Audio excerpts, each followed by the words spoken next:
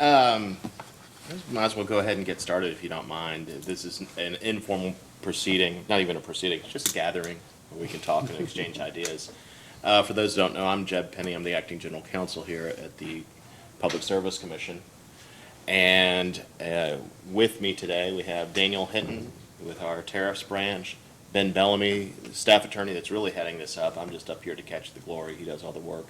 Mary Whitaker with our financial analysis division, and then Jeff Klein back there with our filings division. We were some of the core group that's been taking on, looking at all of the commission's regulations and seeing what changes might be appropriate, necessary, or just kind of create a starting point for these things.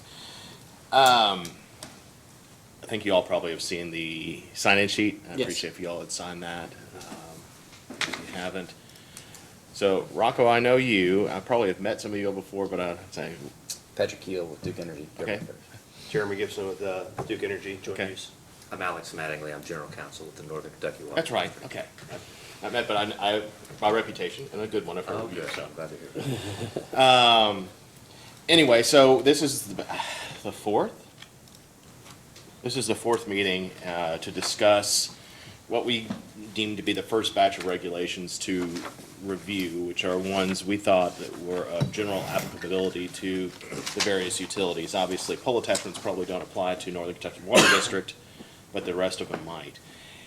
And so we've conducted these meetings differently depending upon the interests of the attendees. The first meeting we had, we actually went through and commented on almost every change that we had made in the regulations, and sometimes that can take a little bit of time. But that was also, the participants probably not had as much time to review the proposed changes to the regulations. And so rather than start that way, I mean, I'll be happy to let Ben go through the changes, and we'll pull them up on the screen and we can go through line by line. Did you have any like areas of particular concern that you would like to discuss? Well, I think for Duke we do, but if I could ask just a general Sure. question, what are the next steps with this? Yes. So what, I need to update the website, but we'd like written comments by April 17th. Okay, And then, like I said, I think most of the procedure will be on the website. So then we'll come back and we'll probably have a timing for reply comments as well. okay, And when we'll release the next batch of regulations, we have probably the electric ones. Right now, I'm waiting for the commissioners to get back to us on our drafts. And we'll send those out, and probably what we'll do differently is that we'll request written comments prior to a meeting and then reply comments afterwards. We were rushing to get this out, this first batch out for it. I do want to say for all of these changes, these are all just starting points for conversation. It's nothing to which the commission or commission staff's particularly wedded.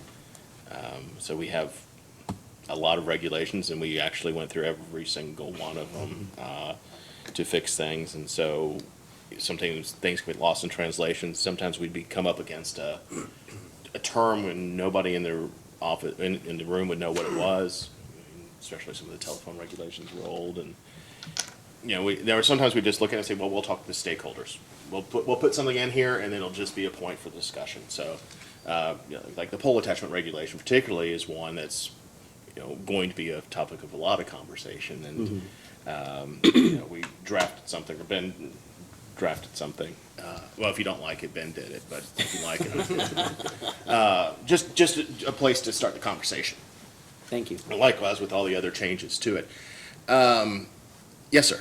Well, to answer your question, I'm only here on one section, the general rules, and just basically on two subsections of 5006. So Is it the reporting?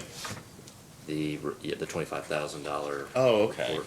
It's section 25, it's new section 23, and then section,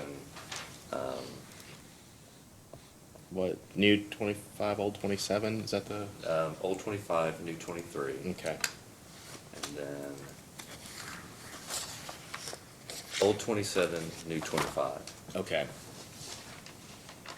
Okay, before we jump ahead, I want to see if to that, do you have have you all had a chance to review 5001, which is our general rules of procedure? Yeah, we've reviewed them, and we will be submitting written comments and suggestions.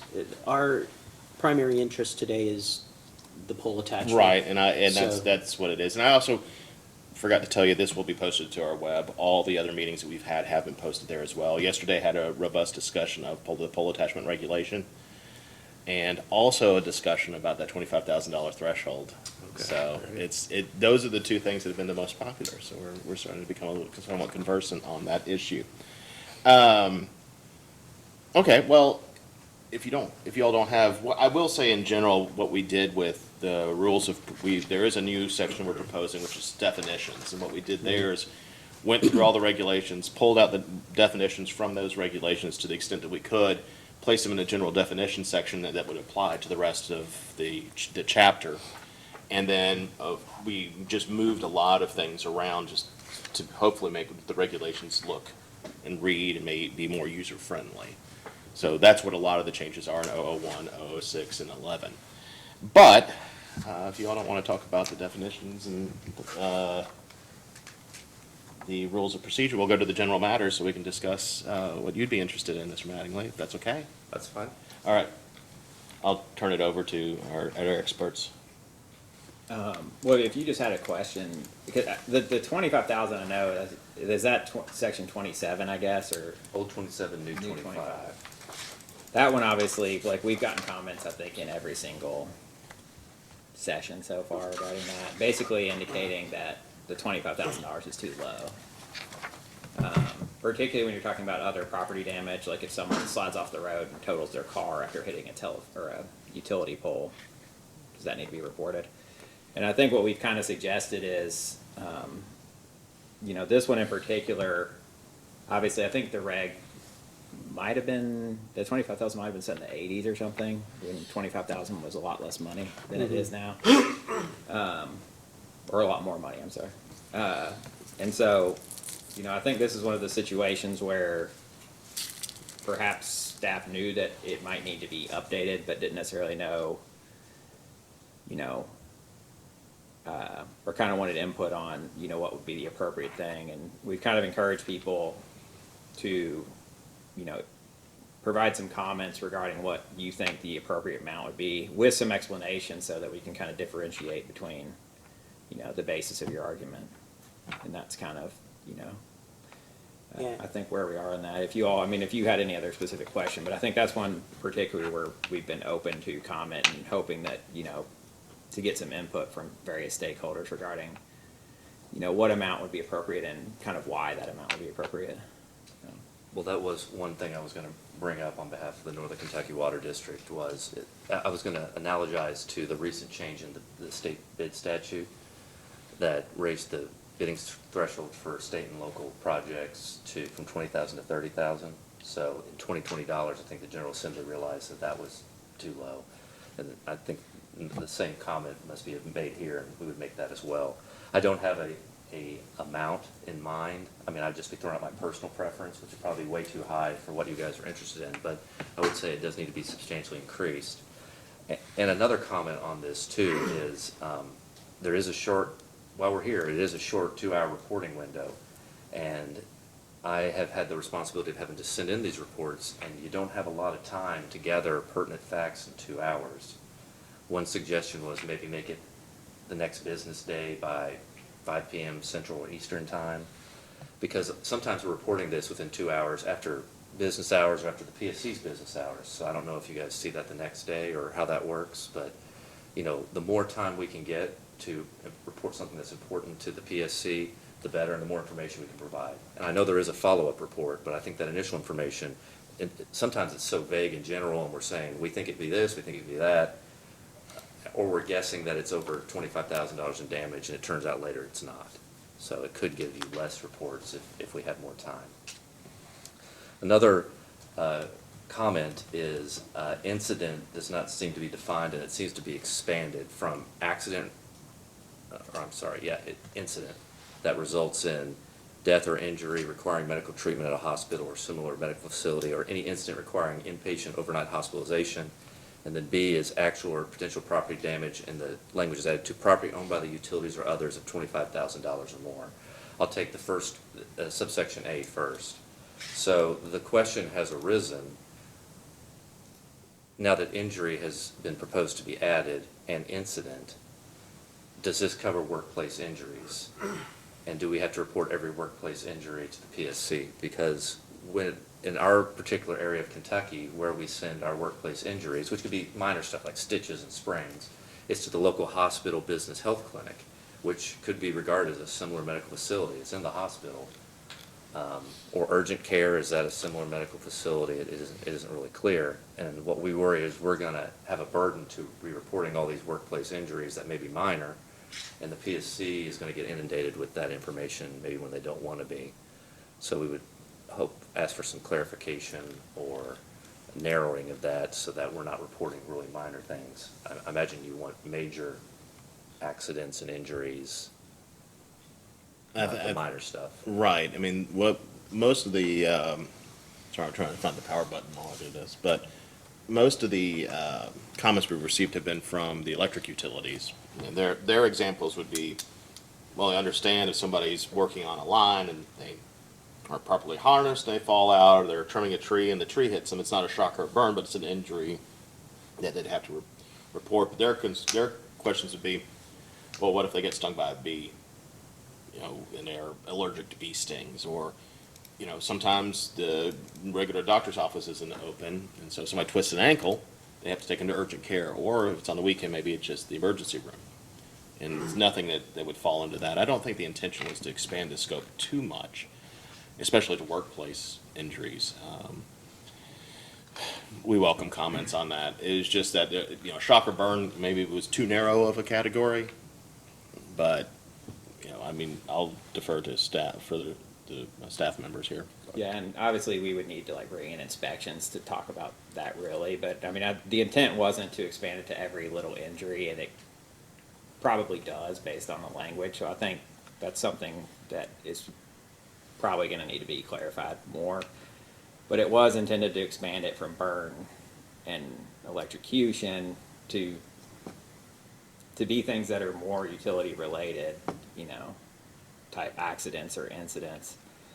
And whether or not there's another way to do that without specifically listing burn or electrocution, you know, I don't necessarily know, but I think it's definitely something that we've gotten a lot of comments on, and, you know, we definitely intended on looking at it, but, you know, any insight you all would have on, you know, potentially limiting that to, you know, the injuries that the PSC is looking for, which, you know, we'd have to kind of comment or go to the Department of Inspections a little bit to really get more of what they're looking for. But it, you know, my understanding, it was just that there were some injuries that they felt should have been reported that were kind of falling through the cracks because, you know, it was like, oh, it's not a burn, it's not, you know, electrocution, and so it doesn't have to be reported, but, you know, they kind of felt like it's something that should have been reported. And, but we can try to narrow that down and get exactly what it is they want.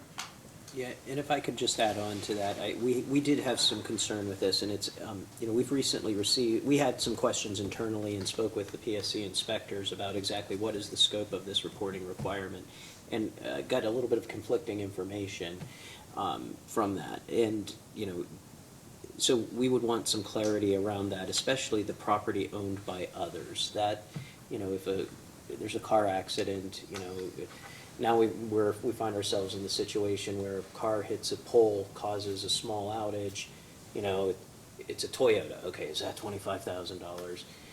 Or it's a Lamborghini, okay, now, or, you know, I know our personnel, they scenario this thing to death, and okay, so now it's on a horse farm and a pole falls over and hits a show horse, and you know, where is the line? I think we need clear definition, especially if now there's an obligation of reporting property damage of others. Utility property damage is a lot easier to put our arms around and say, okay, you know, it's above this threshold. Well, actually, I was gonna comment about that. Go, please. So we actually wanted to make a comment about property owned by the utility, since that's being added. if you read this, and I understand what you're saying about the intent was that, so that's why we're bringing it up. We understand that maybe that wasn't the intent, but if you read it, this, in a plain reading, the intent could be that we'd end up having to report large water main breaks that we don't usually report, because, I don't know, maybe the staff time and the repair cost is over 25,000, or it's beyond our means, our staff's ability, and we have to hire a specialized contractor. We would end up having to possibly report those because that's damage to a property owned by a utility. I think the interpretation was this was if something that we did or our infrastructure did caused damage to a third party, you guys, or the PSC wanted to know about it if it was a large amount of damage. But if you expand it to the utility, I mean, there's repairs, especially for a water district as large as us, with an urban core of older pipes, that could be more expensive than 25,000.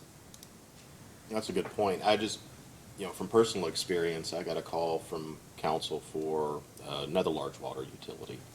And their tank had overflowed, not causing any damage to the tank, but potentially causing damage to surrounding houses.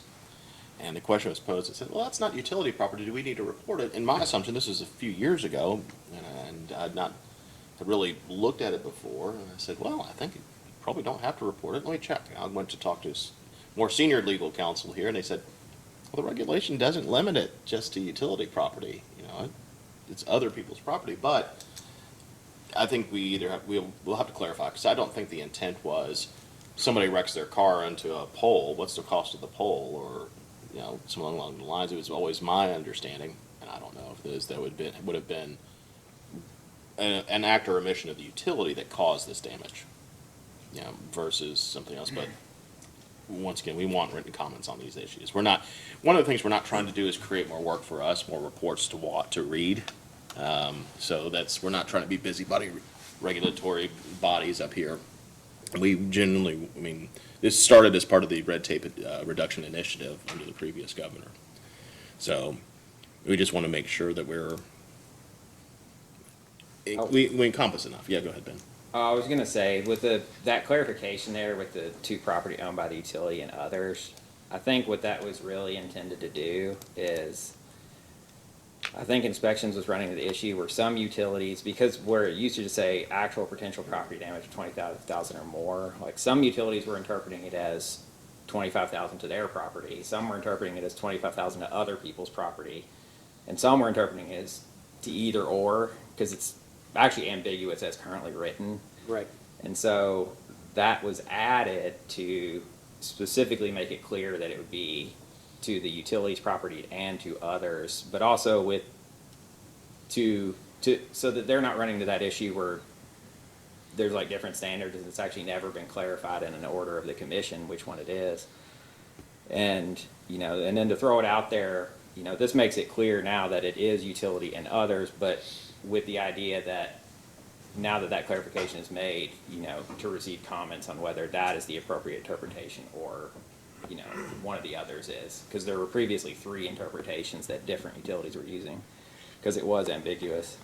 So, just a suggestion, thinking out loud, that act or omission by the utility that you had just mentioned, that's not in the language, but that might help provide some helpful clarification, particularly around the property damage issue. An act or omission by the utility that causes property damage. And I guess, Rock, I'll ask this question to you, because I'm not on the receiving end of the reports. I find out about things well after they come in.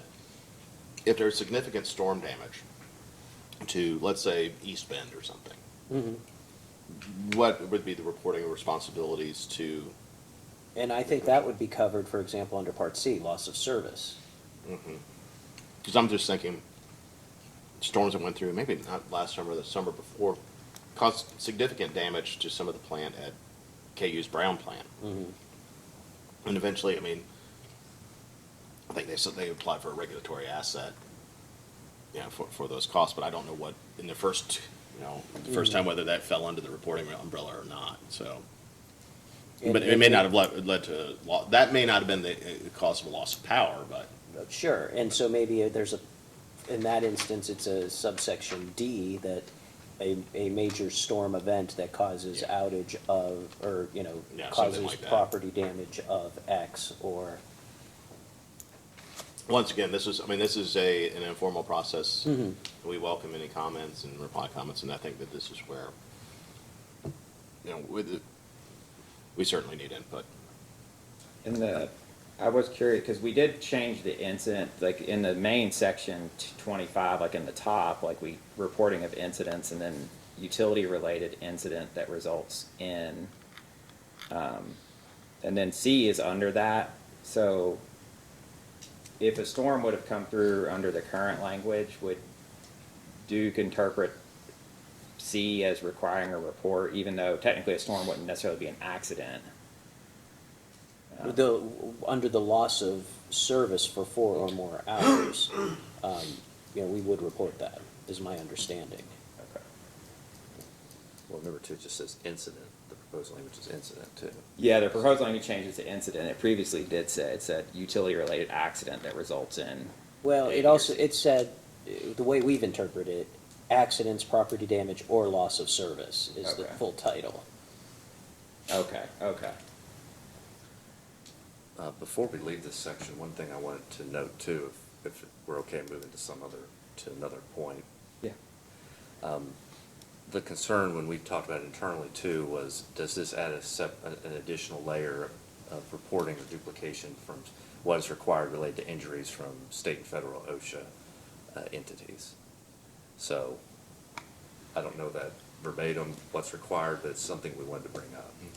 I actually got a call from somebody from an acquaintance who represents an entity that's never been before the commission, not a utility or anything, and wondering why we made the change from shock or burn to injury, because I think the state OSHA had proposed making the same changes and asked if there was some sort of coordination. There wasn't. We probably made these changes over a year ago when we were first doing the review. But I don't know, I mean, in the discussion, I don't think we did another layer. We just wanted, it was, I think goes back to what DOI had, our Division of Inspections, I apologize for all the acronyms, but, I saw as, you know, some gray area where they thought some things should be reported and some not, but. But if it's what I understand, it's not all injuries, but Right. maybe major injuries. So we don't have to remember to report it to the PSC and OSHA. It's just adding another. Oh, I see what you're saying, Another, okay. another entity in a situation that's already volatile in some time. Right. To remember and not run afoul of the PSC as well. It'd be one of those things, like, say maybe you're in an office, you're talking about office, workplace, what if, you know, there was a water pipe burst in your office and somebody drowned?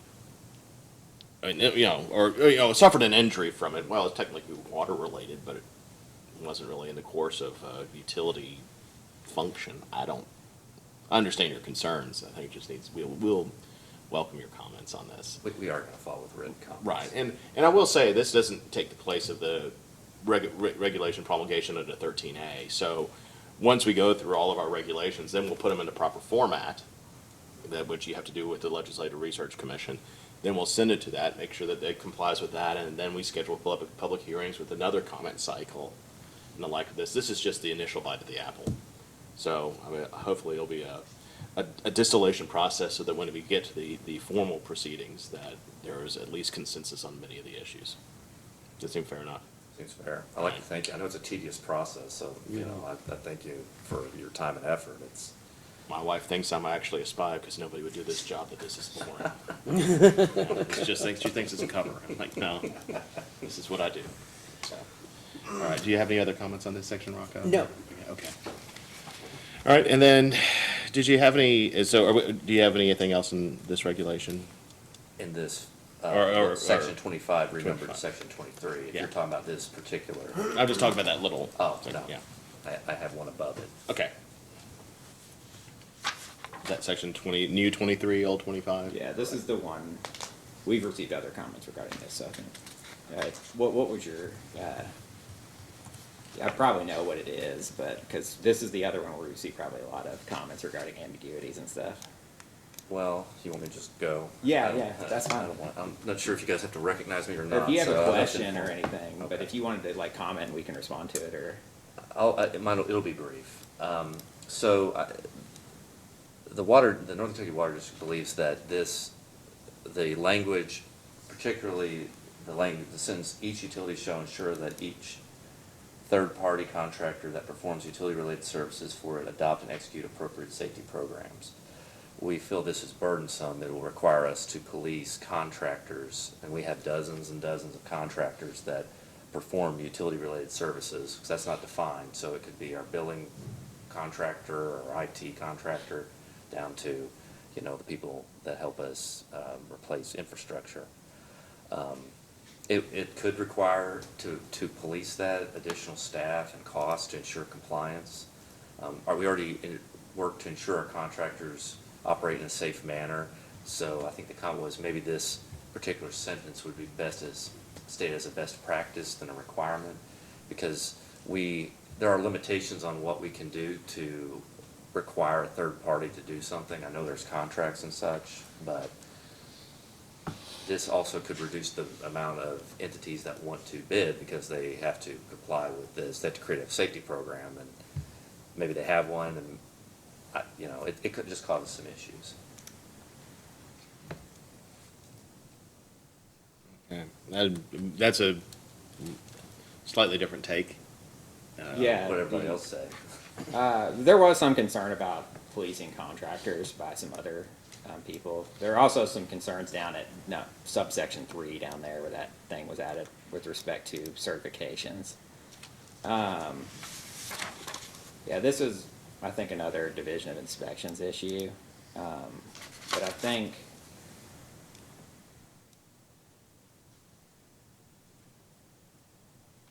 think the idea was that so much of like the actual and I take your point that utility related, because related could actually effectively be anything that does anything with utility. But I think the idea was particularly with contractors who were doing more, I guess, utility specific type work, like if you have a contractor's, you know, like contract linemen or something like that, or, you know, contractors who are installing new pipes or maintaining pipes, or that a lot of work is kind of shifting to contractors. And if there's no requirement that those contractors, you know, maintain safety, then there wouldn't, then the PSCs, you know, any requirement that utility workers, you know, act in any certain manner would effectively be void, because it wouldn't be applied towards the contractors. And it was just, I think the idea, and I know some utilities already have interpreted this with respect to at least certain contractors that they would need to ensure that they have certain safety, you know, programs in place. And I think, as I understand it, some, you know, don't necessarily interpret it that way. And, you know, I know, my understanding is that an issue with division inspections is where so much work is moving to contractors. You know, if all the actual work's getting done by a contractor, then they would have no way to enforce actual safety requirements if it's all being done by contractors. But I think, to your point about the utility-related services, you know, I think that would definitely be a point of perhaps clarification. So you don't have billing contractors, you know, and things like that having to subject themselves to additional safety programs. But obviously, anything, you know, any other comment you had, I can't really completely speak to this because it is an inspections issue, but I can tell you that's kind of the issue that they were seeing, is that so much of the work was moving to contractors, and without the ability to enforce safety programs against those contractors, or at least to require utilities to contractually require those contractors to maintain certain safety programs, that the commission's ability to enforce safety, you know, would be significantly diminished. So A thought, could it be done through an advisory opinion to advise utilities to include safety-related language in their contracts, and instead of requiring it? Because I think there's different scales well, there is different scales of utilities. You know, that the contractual obligation of the contractor, if there's an injury, they take on that liability. And, you know, I know there's a lot of, in contract law, there's a lot of hitches, but, generally, it's their people. And we have inspectors too that go out and make sure they're doing the job. And then there's that OSHA question again, where OSHA is involved with requiring contractors to meet certain parameters. I believe safety's included in that. So is this causing duplication again? And for a third party that, we already contract with as an independent contractor anyway and have some limitations. I think most of the comments we received were from the electric utilities on this. So in fact, I think you're the first water utility to show up. Oh, really? Yeah. All right. Yeah, so there you go. Did I get anything? I'm not allowed to touch anymore, but I have Oh, some mints up here. Thank you. They belong to the commissioners, though. I can't speak for them, if you can have one. But, all right, well, once again, we welcome your comments on that. I mean, these are,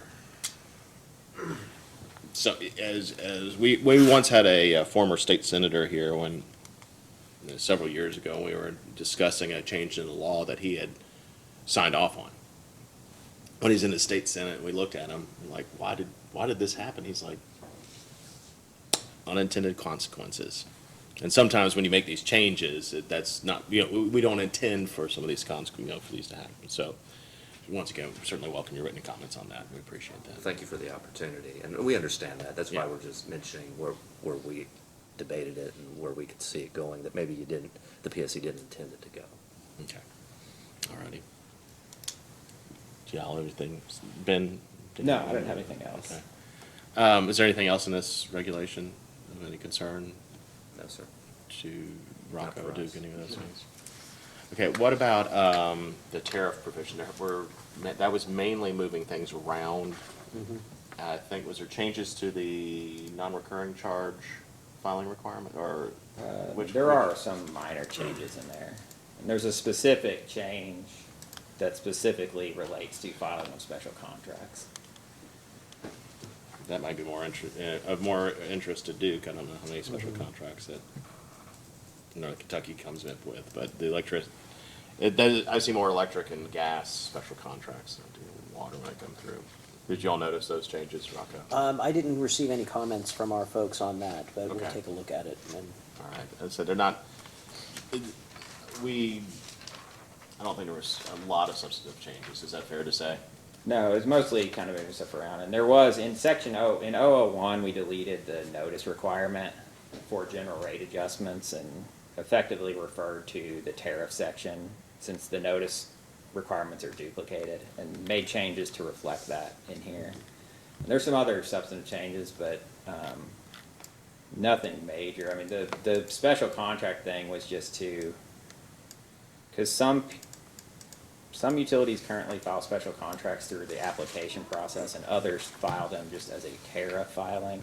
And this was to clarify and just specifically indicate that it should be filed through the tariff filing system, at which point it could be suspended. And yeah, and I know we've done it both ways, and I think where we've drawn the line is when we've asked for a specific filing is when we also needed some kind of a waiver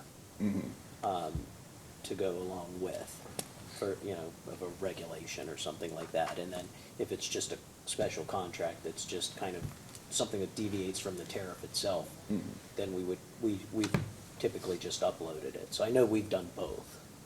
I think if you're requesting some sort of deviation, like, you could still file a motion or application. It's technically in 001, I think it says anything that's not specifically, any relief requested that's not specifically, that doesn't have a specific defined manner in which to request it, should be requested by motion or something like that. I mean, I don't think that's really the issue, but like if you're requesting a deviation, I think the issue is just that, to provide clarity, because some people, I think, were just filing applications saying, can we file this special contract? And kind of as they were doing like a general rate adjustment type thing. And, there was some back and forth, I guess, whether or not an application or this was appropriate. And this is, what was settled on at this point, so. Okay.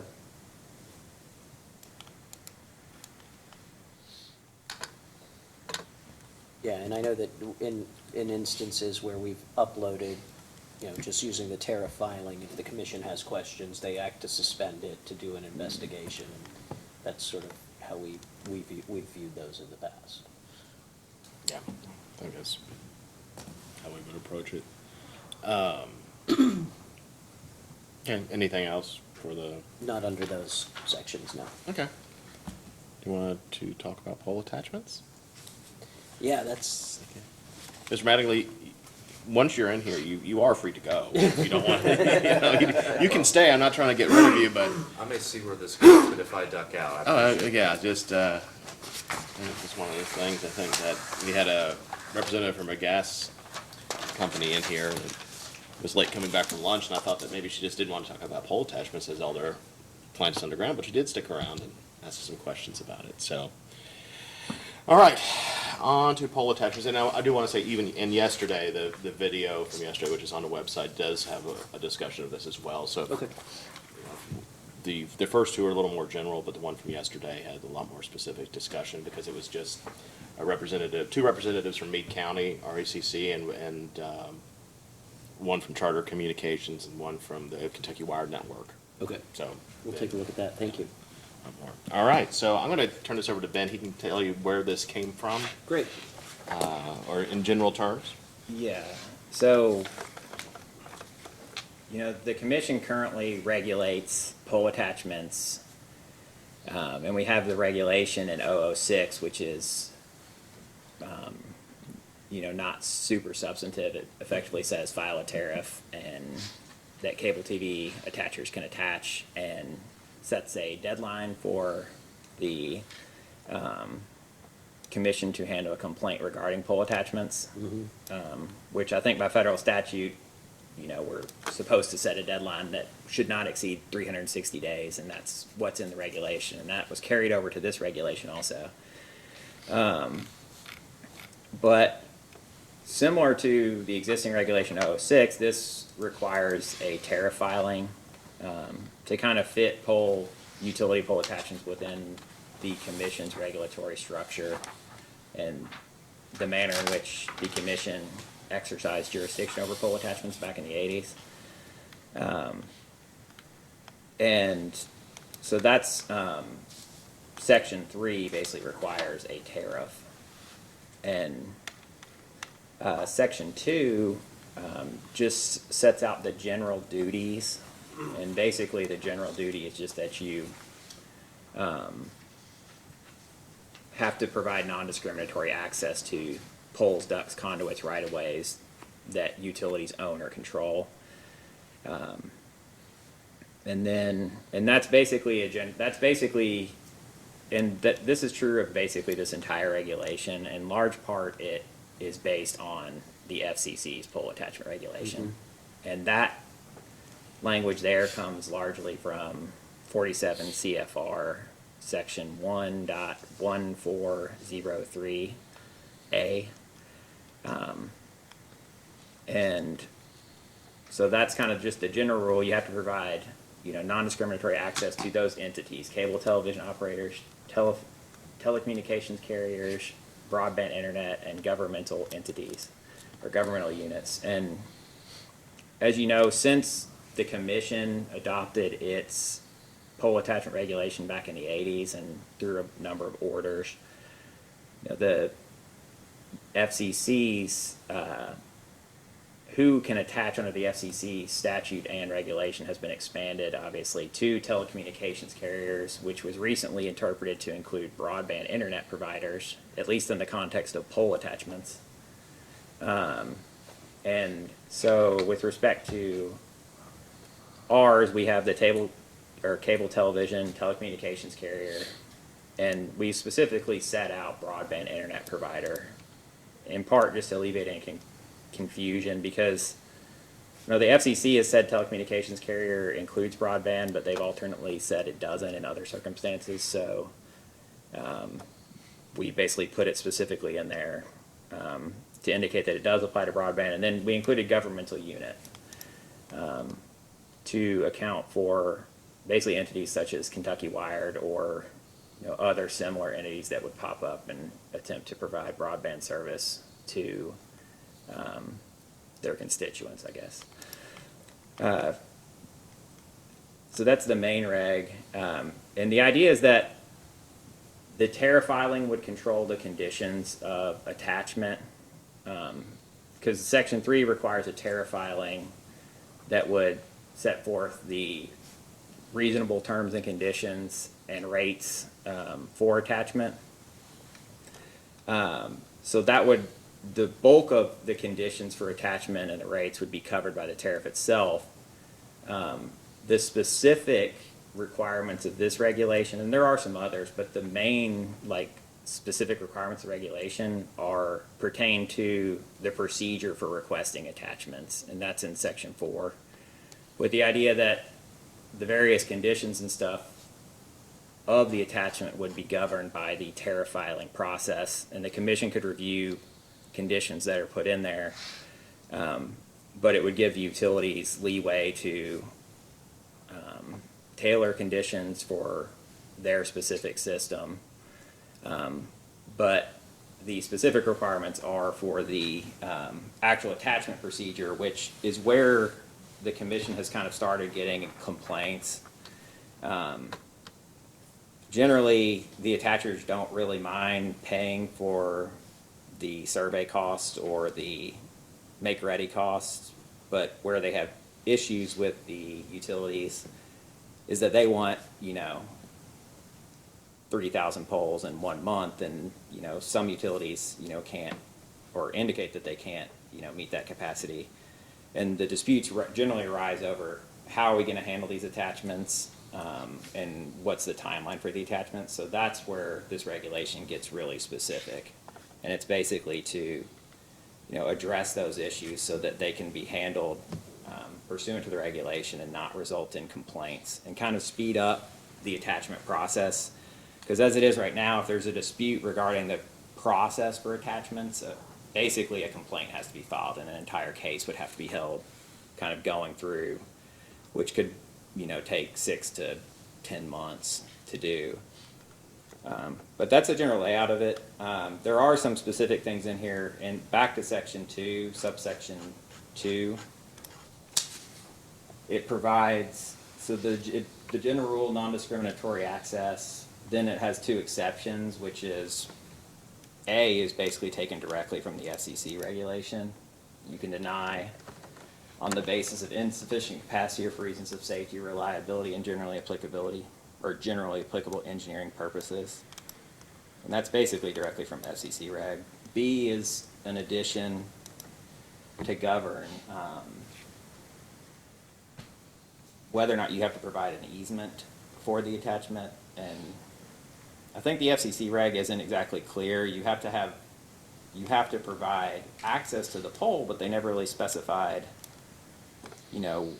what to do with respect to the underlying easement. And there's been some cases that have, said, and we had a staff opinion that said that, with respect to the underlying easement, if the utility owns the underlying easement, or their underlying easement's broad enough, to allow for the attachment, then the attachment can go forward, and, that could be included in the cost of the attachment. But if the underlying easement does not allow, or is too narrow to allow for the attachment, then the utility has no obligation to obtain the easement on behalf of the attacher. You would get the application for the attachment and could handle the attachment from your end, but before they could actually attach, it could be required that they go out and obtain the easement from the underlying landowner themselves. And in some cases, that will probably be the cities, and, they can go and get, access to the right-of-ways perhaps more easily. But if it's, going across like farmland or something, then they would be responsible for getting that. And that's basically to be consistent with, I think, the way the FCC reg's been interpreted, and so that the utilities aren't having to go out and get easements on behalf of third parties where they don't actually own an easement already. Says,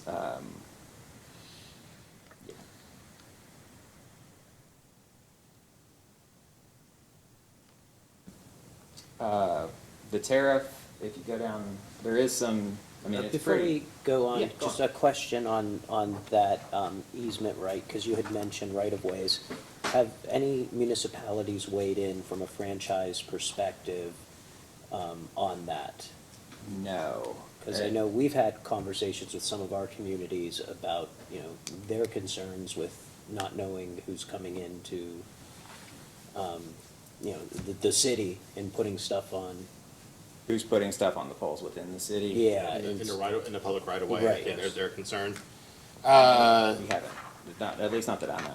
No, I've not heard anything, and that's more of a local governance issue. I mean, they have control of their right of way to the best of my knowledge, and I guess, I mean, we don't have jurisdiction over, I mean, depending on what the attacher is, we wouldn't have jurisdiction over the attacher if it's a Right.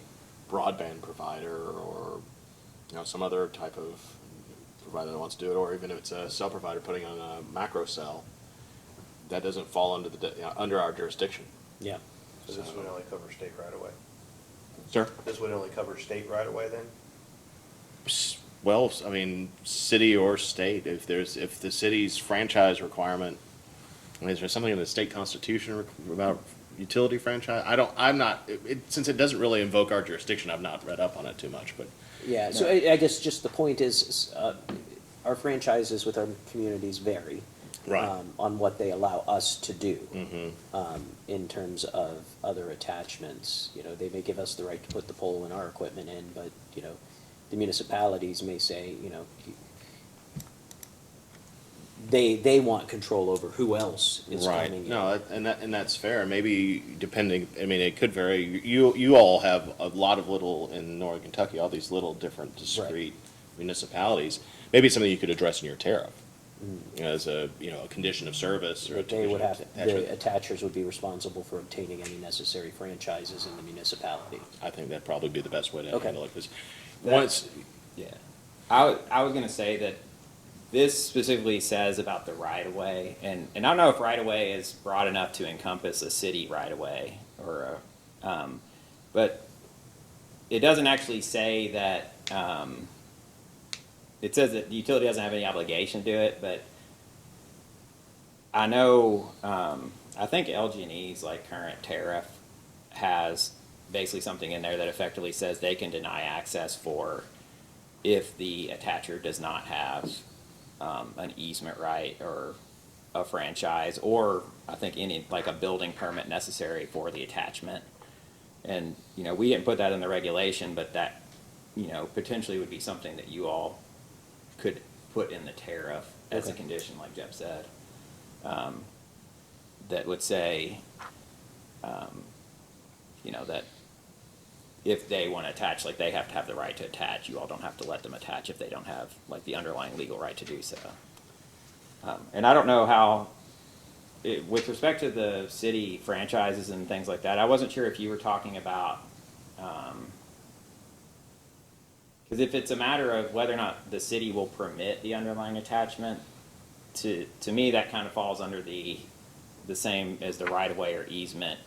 Like, you don't have an obligation to get that for them, and they would need to go to the city, or if it's a private landowner, they would need to go to the private landowner and obtain an easement right to put their equipment on there, and obtain an easement right for ingress and egress to work on their equipment. And I think the same would apply if it's a public landowner too. If the law requires, in order for them to access that property, requires them to obtain a franchise, then they would need to, it would be their responsibility to do that. Yeah, I just wanted to Yeah. put that out there just so that, And I thought right of way encompassed, you know, city owned, but perhaps it doesn't. Maybe another term needs to be added there, but. what we want to avoid is you know, an attacher just leaning on our franchise and saying, well, we have the right under the regs to, Oh. and, you know, No, and that's what, yeah, it was supposed to be that if your franchise only covers yours and it only allows you to attach, then they would need to go and get their own, Okay. basically. because the franchise is exclusive between Duke and and the Yeah. city.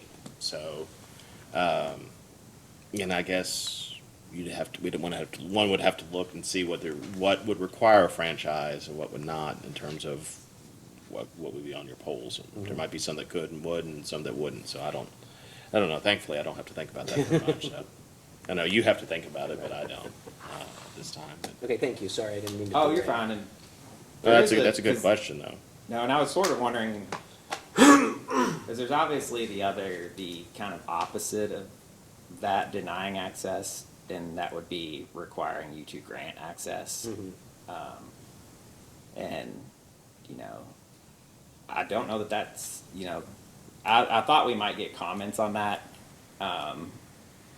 Like, you know, if the city pursuant to their franchise with the utility requires you to provide access to, you know, certain entities under certain terms that are even more favorable than, you know, What's the would be practice? here. Yeah. What's the practice in Ohio, if you know, or do you have any familiarity? With franchises? Hmm.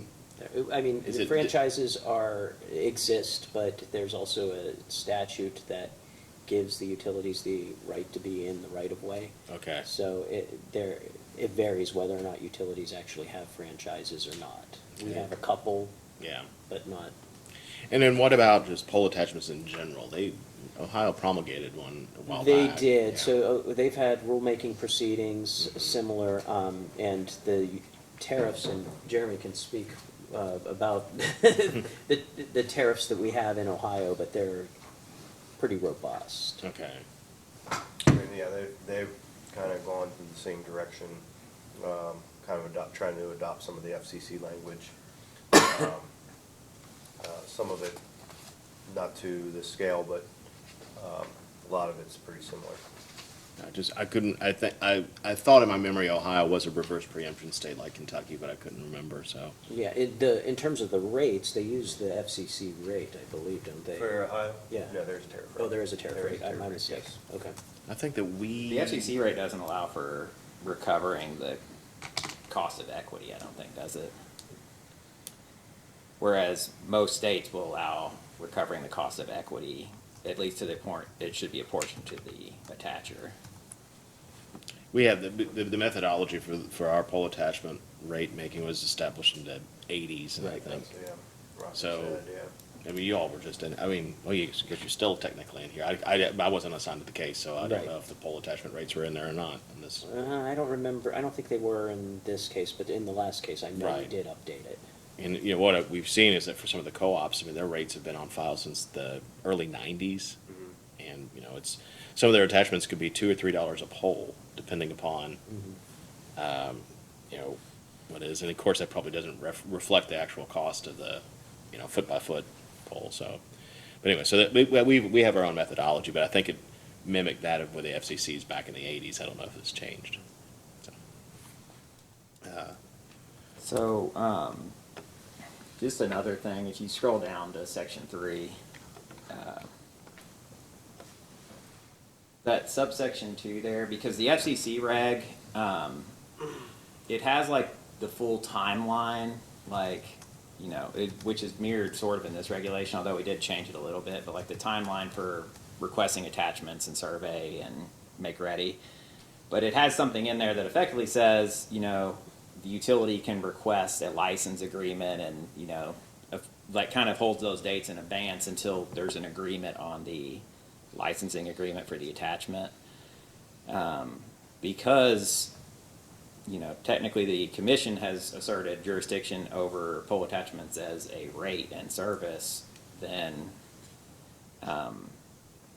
you know, generally you would want to have the conditions in the tariff. And number 2 there, it says, you know, file the tariff, but number 2 explicitly kind of references a contractor license agreement. And basically, because I don't know if you put a condition in a tariff, like, you know, they have to maintain insurance or, you know, they would have to indemnify for just by them exercising or accepting service under the tariff. I'm not necessarily sure that, particularly with the indemnity, that it would be binding on the customer. It may be, I don't know, after the fact, but I guess this kind of recognizes the kind of licensing agreement structure and indicates that as a condition in the tariff, you can establish a condition of service of requiring attachers to execute a licensing agreement. So they would have to execute it, and then you could put the reasonable terms in there, which would be kind of similar to, I think, what most utilities are already putting in. But I think the idea with that language in part, though, too, was that the licensing agreement would be almost part of the tariff. And so you wouldn't, to avoid a situation where someone wants to attach and then you spend 6 months negotiating the terms of a licensing agreement, you know, you have the terms. That's not to say you couldn't do that like in a special contract situation, but as far as someone wanting to exercise and use the tariff rate, then the licensing agreement would be the standard licensing agreement that's incorporated as part of the tariff, and they could, you know, execute it and then move forward with trying to obtain service under the pole attachment tariff.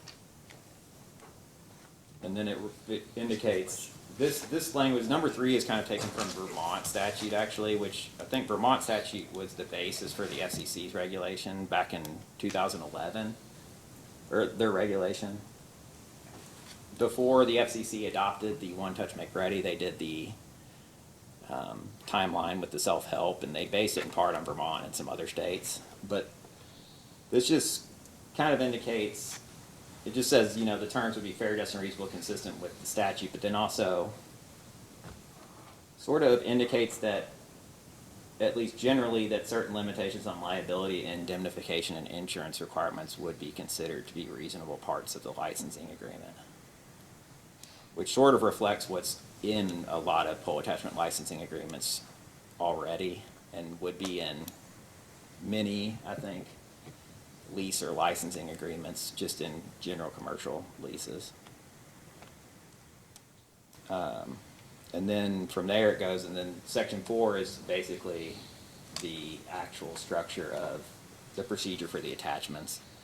And that mirrors in large part 47 CFR section 11411, which is the FCC's kind of procedure for pole attachments. And it's, I mean, it's very similar, and we have a lot of the same dates. There are some changes, but it basically requires, you know, them to file a written application.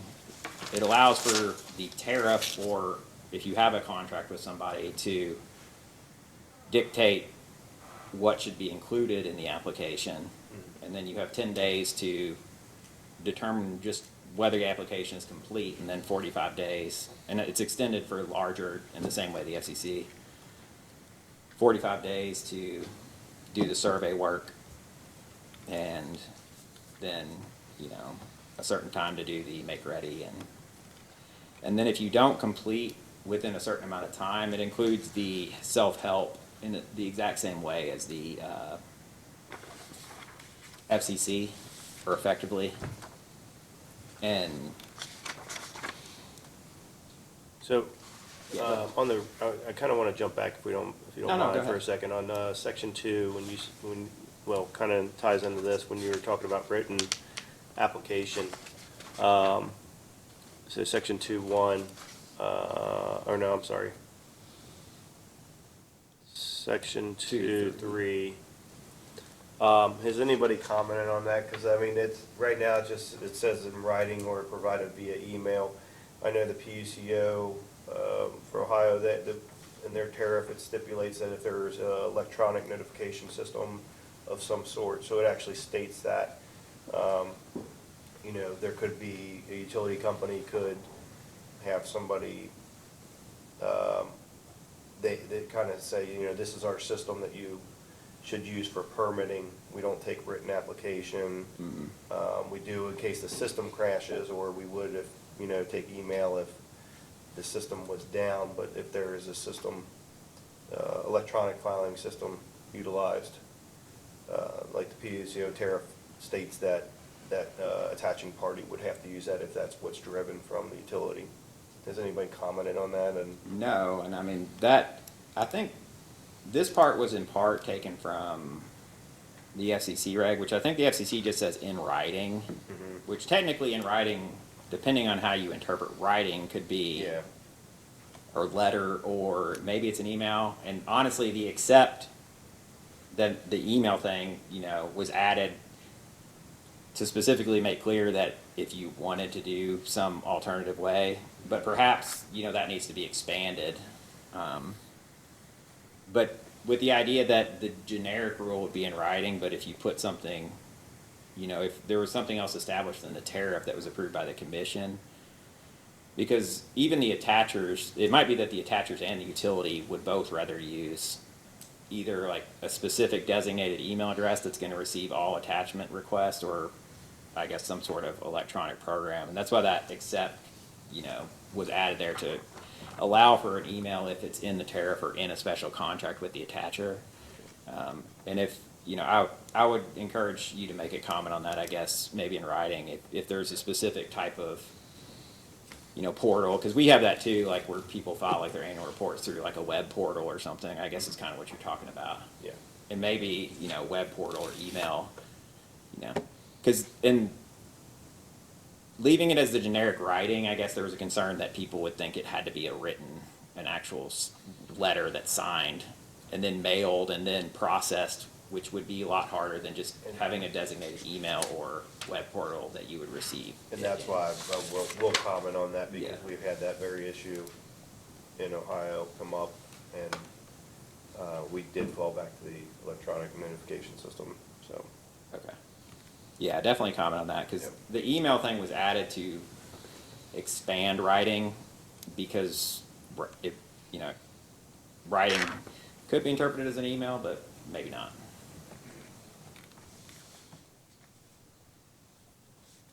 We have a long list of wishes for our programmers here of trying to create changing as many paper filings to electronic filings. It'll take a while, but, reviewing whether things should be just a web form or, you upload a PDF to something. We're looking at it. The march has been slower than we would have liked. Yeah, and that language, it might need to, even if we're gonna, because I was just reading it as you were like describing it, and it does say in writing unless, except as allowed by an email. And, perhaps that needs to be, because the idea was that this reg would set like you could file anything that's consistent with the reg, like could be adjusted in the tariff, but it might need to make clear that if you put in the tariff, that needs to be emailed, that the reg, because it says writing, you can't still just send a letter, randomly. That wouldn't actually be received by the appropriate person. But so that, I don't know if that language needs to be even clarified more with respect to that, but if you have a comment on that, you can do that. And the reason that writing thing up there is in the section 2 is because it kind of anticipates items that would not be subject to these expedited procedures. So even if you're requesting an attachment or access under conditions which wouldn't be subject to these expedited procedures, because for one, the expedited procedures are, and maybe there should be a better way to do it, but it's procedures for new attachers, and then the definition of new attachers is limited up above. And it's limited to exclude people who are trying to attach cellular sites, and to exclude people who have a joint use agreement with the utility, such that the joint use agreement would cover how you all do the attachments and stuff. With the idea that there would still be subject to the non-discriminatory access, but people that you have joint use agreements with are not necessarily similarly situated with people that don't own any poles, because you all are kind of sharing resources.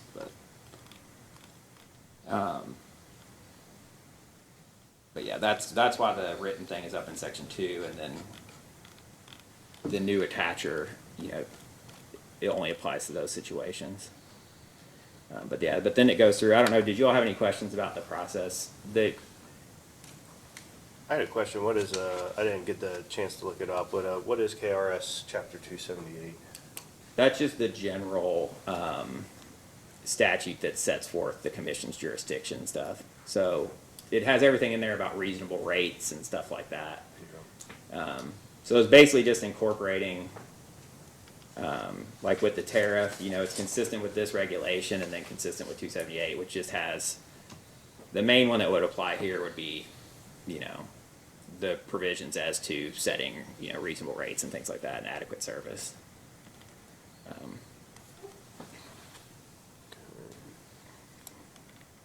So that when you all would file a tariff and it had conditions that weren't necessarily addressed in here, and you're putting, what you all need for certain attachments, the commission would review those for reasonableness, basically. Okay.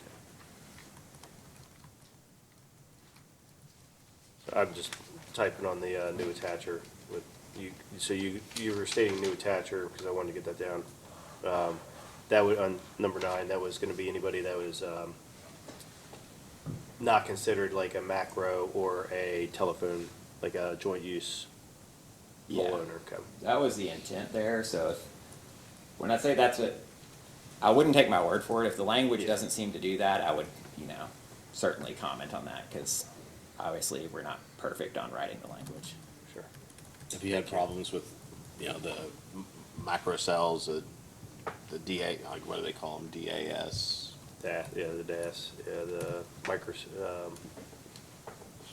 now you have the antennas, I the mean, smaller the antennas. the micro cell. That is, and it doesn't exclude the small cell from the new attacher, so they Yeah. could still use Yeah. the Yes. procedures. And I think that LG&E has I haven't looked at Duke's tariff. LG&E has a pretty comprehensive tariff. I mean, they've had that issue. I know back in 5 or 6 years ago, they approached us for an opinion letter regarding whether or not even that top of that pole could be used or is deemed usable space. Yes. So, And I did mention this, like, because they were here on the first day, LG&E, but the easement language that was put in there, that would govern any attachers, and I was somewhat curious if I think it's sufficient, but they're, like, particularly with the small cell, they'll attach to the pole, and then you'll have next to the pole sometimes a meter. And I guess whether or not that language, because generally if a customer's requesting service, you would be putting the meter on their property, so there'd be no issue regarding the placement of the meter. But if that meter is not on their property and, they need to obtain the easement for their attachment, but technically the meter is owned by the utility, there might be a question of who has to obtain that easement. And perhaps that's covered in the language that's already in here, but that was one, kind of question. Because, I occasionally see the meters right next to the poles now. I live in Louisville, and so I see it occasionally, and there's not that many, but I was curious if perhaps people, or the city might start getting complaints when there's a meter next to the pole, like every 200 yards, and then they're like, well, maybe we need to move these meters, or. Are you familiar with that? I'm not familiar, I know we do have some meters, but we also, I know, have an unmetered rate that would work with most of the smaller attachments. So, well, with the small cell stuff that you're talking about, and that's, I know what you're saying, that the meter is, owned by the utility, but the equipment it's serving is the customer owned. So like on a small cell, probably what you're seeing, is it by the antennas? Mhm. Was there an antenna on that pole? Oh, yeah, yeah. Yeah, so the power supply to feed that antenna is ground mounted, and then they run a line over riser up, and they're just popping in a meter to serve that power supply. Okay. So that all that equipment right there is all owned by whoever, and we're just popping in a meter. Okay.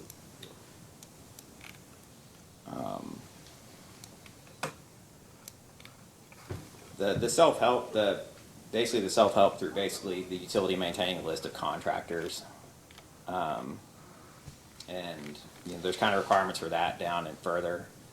And then outside of the procedure where you would file an application, the utility would do the survey work, organize the make ready. There's then the separate process, which is taken from the FCC regs 2.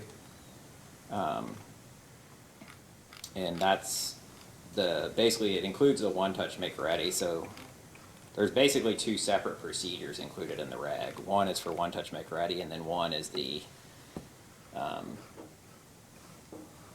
attachments where you would get the application and handle it within 45 days and then handle the survey work. And both of those have timelines and self-help remedies which are described and are based largely on the FCC regs.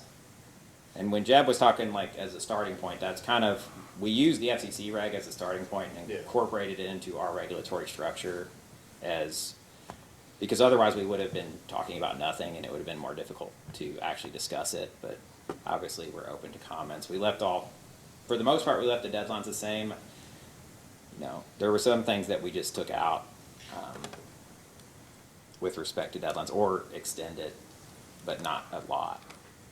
Did anyone comment, I noticed that throughout this, it seemed like the word utility groups, kind of like what I would deem an electric utility versus a communication utility, so like a Bell, like a phone company. Seems like they're grouped together. Has anybody commented on breaking those out? No. They are completely grouped together, so the utility would be any utility that owns a pole, basically.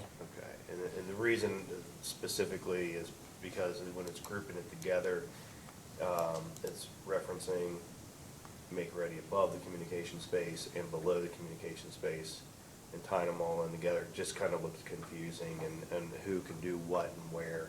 Mhm. And I know we'll comment on it. I just didn't know if anybody else had commented on it. No. And we might receive some written comments, but no one has yet Okay. on that. And I think I got a call from an AT&T for an attorney for AT&T. Okay. We're going to set up a bridge line next week for the 11th hearing if you want to call in and listen. But I think there are some parties interested in calling in. The telecoms. Whatever we sent out a few weeks ago is now getting to the telecom level. Gotcha. None of them have actually come really yet. That's why. Yeah. Yesterday we had a couple. We had Broadband. yeah. Or Or cable. yeah, two broadband. None Well, of with them are Charter, telecom. yeah, Charter is cable, but yeah. So I don't know if they own poles or not. I doubt they do. No. But, so it'll be interesting to see with that. And also with regard to at least with the incumbent carriers, especially the baby bells, you have, there might be some obligations under the Telecommunications Act for access to conduit and poles to their competitors that wouldn't apply to the utilities, to the electric utilities too. So.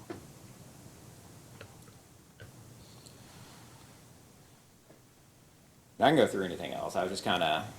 Yeah, I'm just kind of going through some notes and looking at some stuff. I mean, just some things that stick out to see if anybody else had made comments on them or.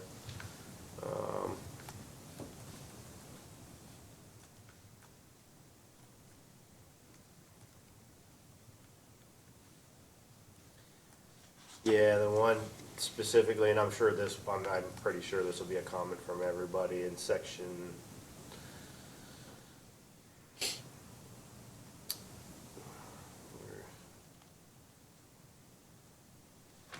don't know what section that is. Hold on a second. Section 4, 10. We're getting down there. It's C, it's titled Make Ready, under 3, no, it's under, I'm sorry, under section C, under 10, under Make Ready. And this kind of ties into the utility thing where it's kind of breaking it out, breaking them out between communication and electric, because they're, it's where it says it provided 15 days prior written notice of the make ready to the affected utility. If there was electric utility from an FCC standpoint, electric utility one-touch make ready would not fall under. It wouldn't fall under one-touch make ready. It would revert back to a normal permit in that instance. So when it's just saying utility and it's saying make ready, it's kind of confusing, that aspect, because the whole one-touch make-ready, the way at least the FCC views it, is a simple transfer of all the communication cables. There's no electric utility, there's no make-ready above the communication space. It's all it's all simple, and with this section saying utility make-ready, it makes it sound like there could be electric make ready. Where is that? So is it just C3 or? Go back up. Okay. Section C, under make ready, it's the second and third lines. The new attachers application, attachment application is approved, and if it has, is provided 15 days prior written notice of make ready to the affected utility and existing attachers. So in that scenario, there shouldn't be any make ready from a utility perspective, electric utility. Oh, because you're saying they wouldn't be affected because the attachment should be down below, so they shouldn't be touching your all's equipment, basically. No, well, they shouldn't be anyways unless they get into that self-help, but in this scenario, one touch make ready should only be communication space make ready, not electric utility make ready. Because then it wouldn't be a simple movement of the Okay. communications. Yeah, I think, and perhaps we do need to clarify, I think what affected utility there was intended to mean, because we did take that from the FCC reg, and there might have been some edits there that maybe changed the meaning inadvertently, but Okay. at least in my mind, what affected utility meant there was like, you're the pole owning utility, and if they're gonna be doing make-ready work on your all's pole, then you are an affected utility, because you all own the pole. That was kind of my interpretation of it. But because it says the new attacher may proceed with make-ready using a contractor in the manner specified for simple make-ready in section, because I thought this was supposed to govern simple make-ready only, and I definitely welcome your comments, because it was, Sure. that was, definitely the intent of the one-touch make-ready, like the FCC, was only supposed to be for simple make-ready, and if it's complex, then it can kick it back. Correct. And then there's also like the provisions similar to the FCC reg for like the utility deeming something to be complex, even though the attacher claimed it was simple initially. Yes. And I think that's the affected utility too, because if they send you all, they would need to provide you all an application and, but anyway, yeah, definitely welcome any comment on Yeah. that, but yeah. The intent was definitely that the one-touch make-ready would only be for simple make-ready, just like the FCC. Sure. Yeah. I'm gonna take my leave, that's okay. No, you've reached, yeah, sorry, it's the event horizon, you can't go back. We're about to get to the part about putting broadband into water lines and stuff. Yeah. Oh, good. We'll talk about that I hope later. they're well insulated. If you don't want to stick around, I've seen where there was a water company down in Louisiana that attached a water line to a pole. I am not kidding. I've seen pictures of it. Doesn't sound like a good idea. No, it's not. It seems like something would happen in eastern Kentucky. Well, again, thank you for the time, I appreciate it. Thank you. I remember the first time I went to, I think I was in Martin County, driving around, and you could see a gas line that was above ground that went through the remnants of a rusted out car. Just went across from one window to the other to the house. So, That's impressive. yeah, so they must have really wanted gas service, but nonetheless, see those things. Right. Do you have any other concerns? I understand that we certainly welcome written comments. Yes, like that. absolutely, yeah. And any questions for clarification too, because obviously if there's an issue that we didn't notice, it would be appreciated if, Jeremy, do you want to talk about our concern with having non-utility, electric utility approved contractors and? Yes, that's the next bullet I was getting down to. I think of section 5. Section 5, yes.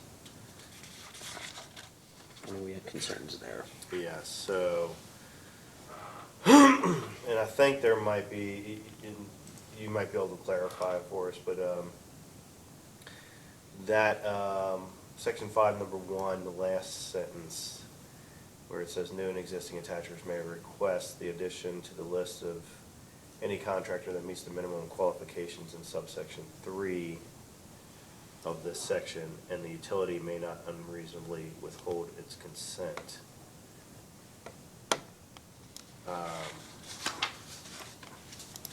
our kind of take was that, well, kind of, I guess, what are you meaning by that? Are we not allowed to, if a communication attacher wants to add a contractor that they use, which they've Xed that already, and they're not vetted through our company, we wouldn't be able to deny that? So, this is based on the FCC reg, and I actually did recognize the intent basically here, because so there's two procedures. There's the one in 1 and then 1 and 2. The one is for obviously contractors self-help complex in the and above the communication space, and this first one that you're referring to actually gives the utilities more authority to deny approval for the contractors because it's complex and it might be above the communication space. Yes. But the intent was basically that for one, they would have to meet the minimum. You could deny it outright if they didn't meet the minimum qualifications down in the section below. Section 3? Yeah. Okay. So, and if they meet that, I mean, my interpretation is the intent is that you could still withhold consent, but you just could not do so unreasonably. Okay. Now, I will say, because that language, the not unreasonably withhold consent, most likely LRC, who we file the regulations with, like, they really hate it when you put something in there that isn't particularly well defined. Like, if you just put reasonably, unreasonably, they almost always comment on it and make you put a standard. So, I think with that, we kept that not unreasonably withhold consent, because that's what was in the FCC reg, kind of with the understanding that, we might receive comments on a way to further define what may or may not be reasonable, because LRC will most likely require us to put some sort of standard in there. Because anytime we have something that just is unreasonable or reasonable, they always want a number of factors to consider that can then be weighed, and so that it can be objectively reviewed by a court. Like if we, weigh the 5 factors listed, and, a court can then look at them and say, well, you all didn't weigh them properly or something. Okay. So, yeah, definitely, how that may be better defined, I think we'll have, most likely LRC is gonna require us to do that anyway, so that was something that we were kind of leaving open. Sorry, getting ready to die here. I got one over here. Okay.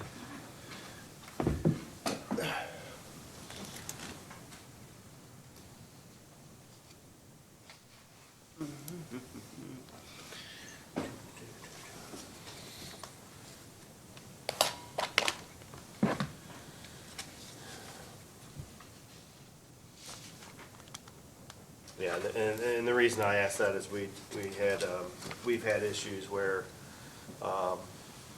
there was a company that was on our list at one time, and had so many safety violations that they were let go and removed.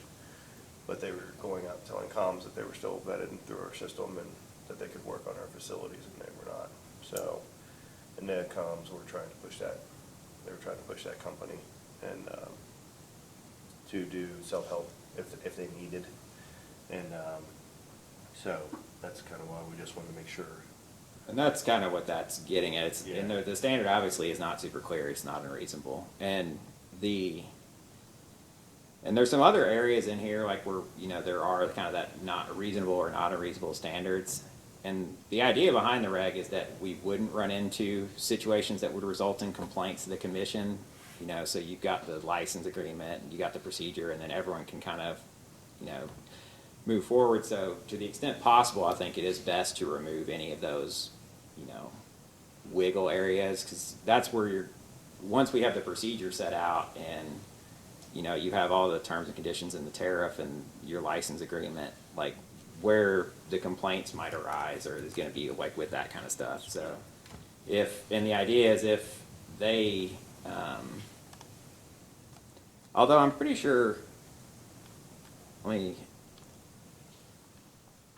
no, that's with the complex. So if you technically they could file a complaint with respect. So the remedy would be you all would withhold saying, well, this person had all these safety violations. You know, so we can't let them work on the system anymore. And if they disagree with that, then they could file a complaint with the commission to say, you know, they unreasonably withheld consent to allow this attacher.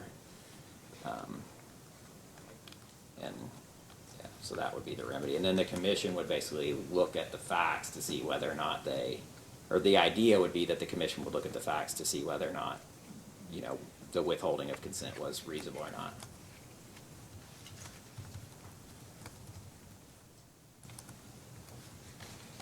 Because there's one area where they're actually, because most of those areas where you know, like that one, and there's a few others above that could generate complaints. But there's actually one, I think, with Make Ready, like, and this is from the FCC reg, in that if a utility deems work to be, like, complex instead of simple, then effectively it just reverts back to the original process. Correct. It doesn't provide much of an opportunity for a complaint, and I think, That's under the one touch. yeah, the reason for that is probably because by the time you filed a complaint, you could have gone through the other process more quickly anyway. Absolutely. Um, Yeah.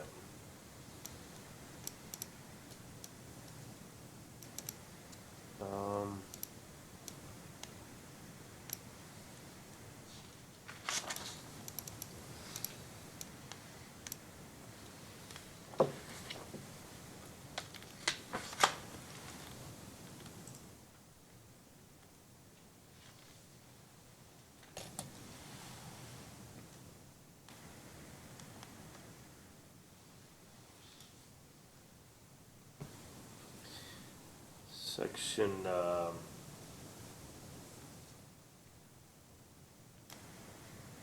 still section 4.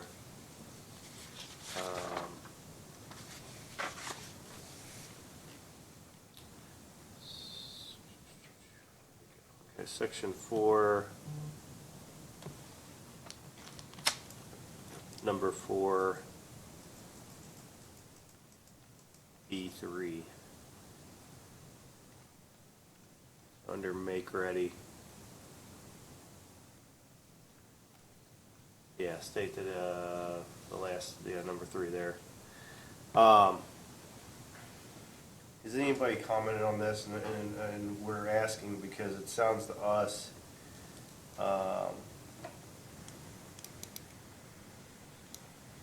why we would have to state that information specifically, because we're kind of, our thought process is the attachers should be knowing the rules and regulations just like us. So what would be a reason for us to state that specifically to the attachers? Since they should be.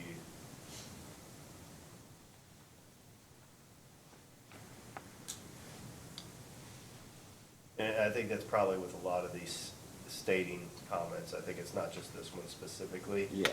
But, you know, a lot of them that say, have the word state, putting the emphasis on it, that we have to put that over to them,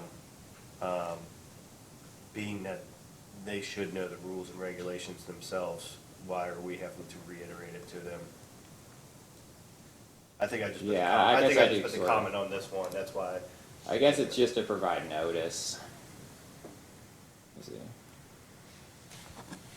You're basically saying just that it should be more about stating where and what the Make Ready will be performed, and then that they already should know the timelines and stuff. Yes, Like once they yeah. get it. Mhm.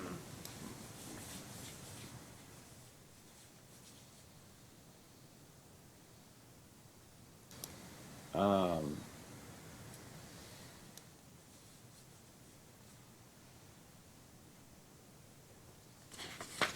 I mean, I would feel free to comment. Some of them, I kind of see your point. Some of them, I think, you know, might be based on information that they wouldn't know, like the date of completion of Make Ready would be based on Sure. the number of applications and stuff. And I think I get that, I'm totally, Yeah. yeah, that's totally understandable.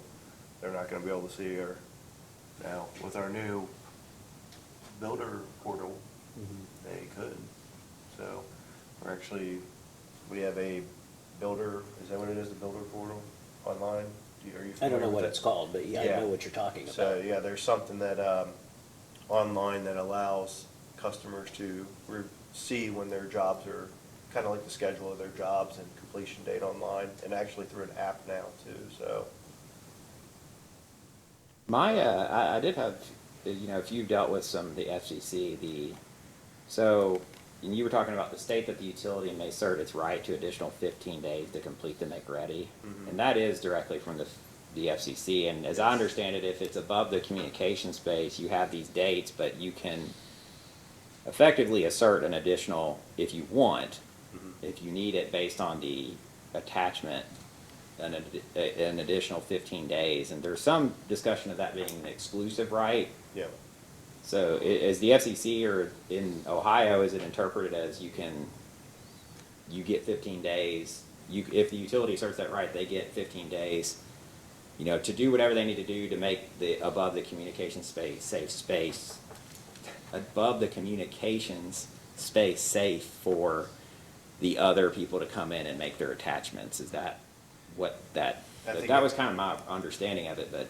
Yeah, I gotta look back at it, I was telling Patrick, and I don't know if I told you, I got FCC states, I got the PUCO and the KS, so to try and remember them all off the top of my head is a little bit hard, but, I'd have to look at it again to see what it is, but I think it's basically says if we need that, we can push it. So then maybe that would state, because I noticed that's in the FCC reg, it kind of says you can state that you're going to do this, but there's not really anywhere in there where it actually defines what exactly that, extension is. Yeah. So like, there's considering like putting an explicit thing in there, or, you say state that you can do this. It may be that state if you're going to do it Yeah. in this particular situation, as opposed to state that you can. But anyway. Okay. Section 2, I had a question on that, the next one up. No, go back down, I'm sorry. It's right above where we just were, for number 2 there. Have you all considered adding additional language in there? We're planning on commenting on this, but from our perspective, when we see this language, it's kind of, it doesn't really give any leeway, and what I mean is that you're setting a date for completion and make ready that is no later than 90 days after notification is sent. So, we've had instances, specifically if we're looking to do make ready, where a communication company is not happy with the time that it's getting done, but we've had to wait 60, 90 days if it's a railroad, or if it's a, Army Corps permits, things like that. So let's say we don't get it back for 90 days. We gotta then meet that 90 days. So would there be, has anybody commented or said anything to, that should state, it should be no longer than 90 days or whatever many days upon receipt of permit?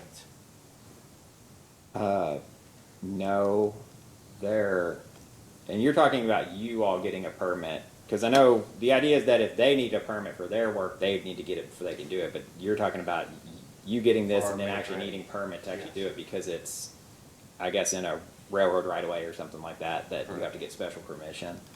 Yeah, so if we gotta change out a pole or any type of make ready, we gotta apply for a permit on, it could be a state road, it could be, whatever the case may be, but we have to wait for that, but that could definitely cut down our times on So there is- completing make ready. And maybe there's something I missed on that. So there is a deviation from the make ready timeline in section 8, or section 4, subsection 8. I don't know if it necessarily cover that issue, but it does cover sort of similar ones.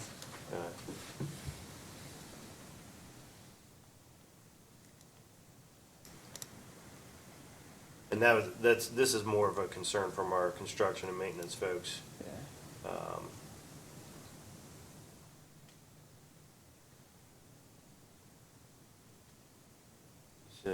subsection 8? Yeah. Okay, here we go.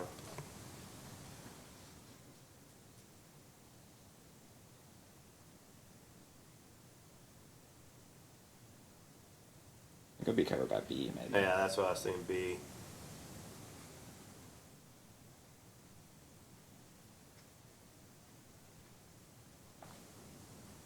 Okay. And this is the only deviation language in this reg, and it, 'cause our other regs include general deviations that allow us to grant deviations from pretty much anything, but because we didn't want every utility requesting a deviation from the timeline, you know, the timeline is what it is and then has the specific deviation ability. Okay. And then the conditions and stuff of attachment are generally set in the tariff anyway, so, you know, as long as they're consistent with the timelines in here, then, you know, that would just be set by the utility and the tariff.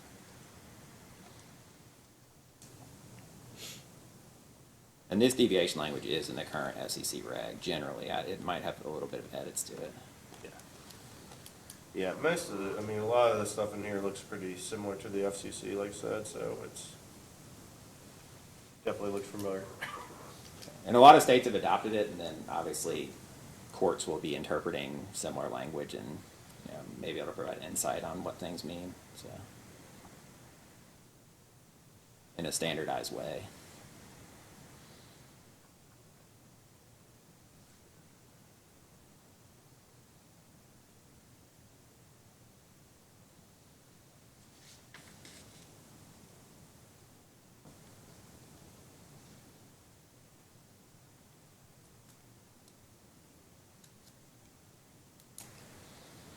So the,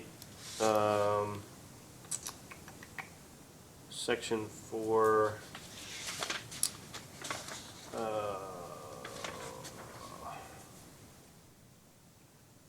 is that 3C?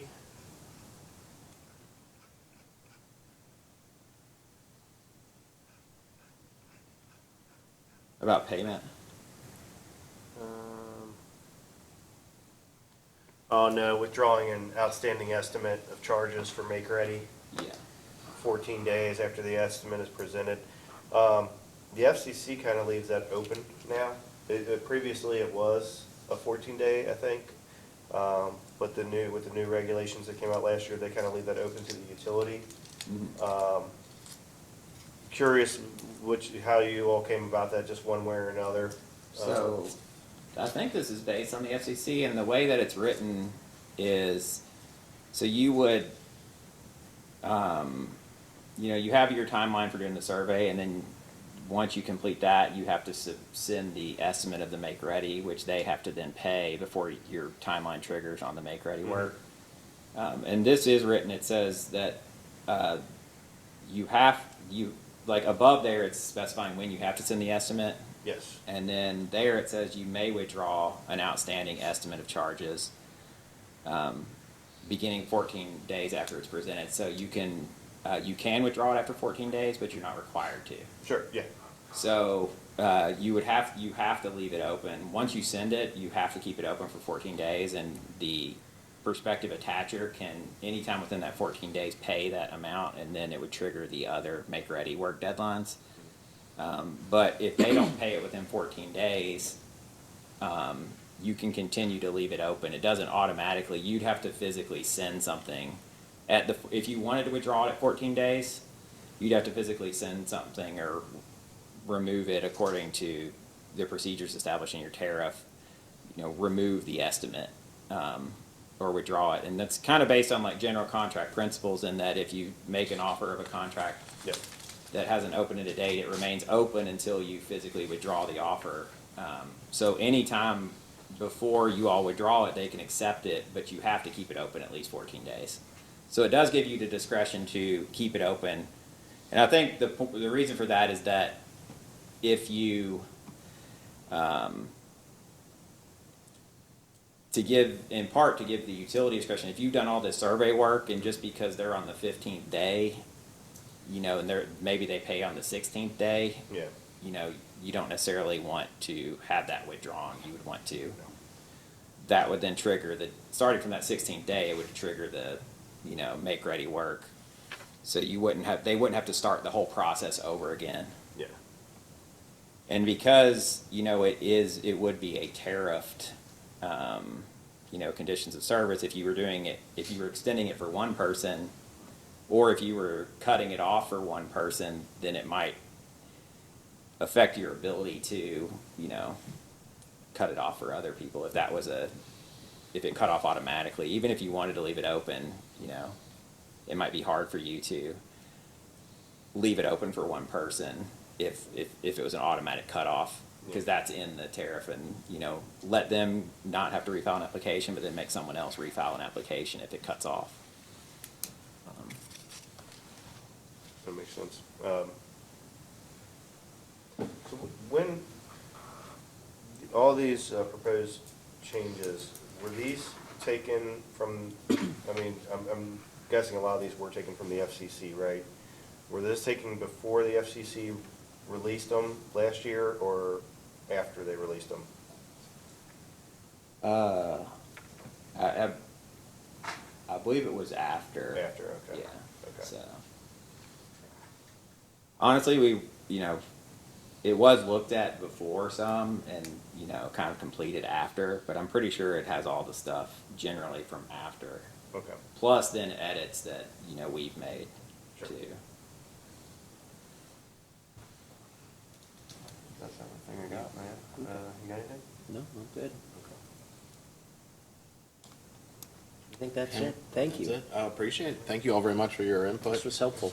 Like I said, we'll make a bridge line available for next week in case you want to get another 2 cents in. I might want to listen on that one, yeah. And it'll be posted online too, if you just want to listen to it too.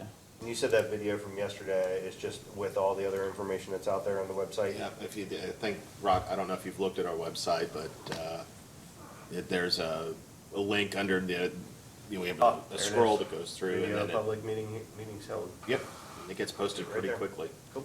So, all righty. Thank you very much. I appreciate it. Thank you. Thank you. Thank you, Alan. Rocco, we sent out yesterday, unrelated to this, a letter saying that we were,